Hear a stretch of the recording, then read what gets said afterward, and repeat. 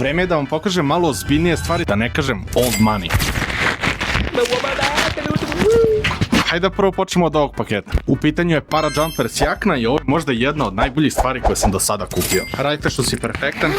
Unutra imamo ovu Parajumpers etiketu, na rukavu imamo ovaj Parajumpers logo i ceo rukav urađen je od ovog mesh materijala. Ja sam uzeo XL veličinu, apsolutno ciljeno. Pored ova dva džepa sa strane imamo ovaj jedan gore i imamo jedan na leđima. A takođe sa leve i sa desne strane imamo još po jedan džep. To se mene tiče 10 od 10. Sljedeća stvar, u pitanju je Ralph Lauren jumper. Ralph Lauren logo je perfektan, etikete su perfektne i imamo ove etikete. Iskreno, pola stvari uvek uzimam od Taurusa, ovaj sam uzeo sa random linka na 1688 i mogu samo da vam kažem da možete vidjeti slobodno jednu veličinu gore. I da vidimo koje su to dve poslednje stvari ostale. U pitanju je Louis Vuitton card holder. Kutija se malo ugruvala, ali to ćemo da zanemarimo.